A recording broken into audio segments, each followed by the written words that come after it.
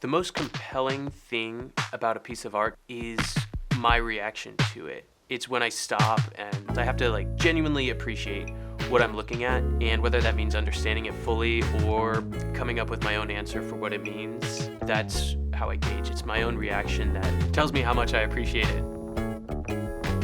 Going to art museums on my own for the first time and really discovering a piece that I could cry looking at this, or I could laugh, or seeing pieces that would do both to different people. That's what I want to show through my art, is people projecting maybe their emotion onto the art and then having the art reciprocate something back. And I think that goes along with the uniqueness of what I've kind of tried to create. You can make a lot of things art. You don't have to abide by a lot of rules. I feel like it's a feeling back in your head. You don't exactly know what it's gonna say, but it's gonna mean something heavy to you. And I think that you can also do a lot more than you think you can.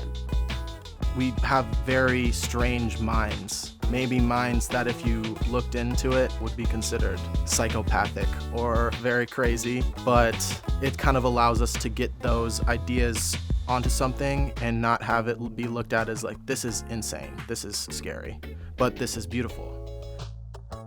When I met him, I had only painted one jacket, and we were like, what if we did some more stuff? We got into talking we can take pictures of this jacket, incorporate photography. Jake would take those pictures and he would edit them. And then we've got, graphic design involved. You can see our art in our image. You can look at a picture that I take, and then I can sit here and explain, we've designed the entire outfit in this picture down to the last little minute detail. And then taking those images and printing those images within images onto new clothing, and then it's kind of like an artception, if you would. It's like lighting a wildfire. We're now using that step one to go through 100 different steps of a bunch of different projects.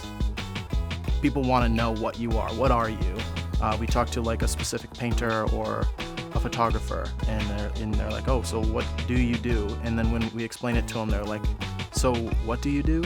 And I kind of like that. I like that kind of stigma around us, is that we're not just one thing, and we never will be. You can tell this was just painted on. It's literally just brush strokes. It's not meant to be clean or sometimes even pretty.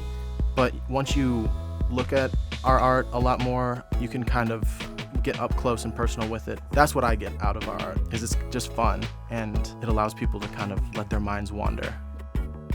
I want my art at the end of the day, when everything's all said and done, I want people to come together over it. I'm not a huge fan of the exclusion of people. I think that everyone should be involved. And if I could have everyone in the entire world involved in something that we're a part of, I'd feel great. Our gallery shows are going to be a lot more visually and physically exciting. You're not just going to have things hanging on the wall. You're going to have things that you can go up and experience, such as a refrigerator with neon glowing lights and moon rocks coming out of it, or a TV totem pole that you can play Mario Kart on.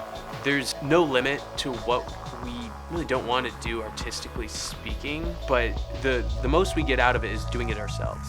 Being able to think freely about art and what you can accomplish and what you can DIY is just so important towards how people go about thinking and wearing and creating. That's number one to us, is really being original through and through. We'll always have our hand on something and going on to the next, trying to master the next medium or, whatever we're working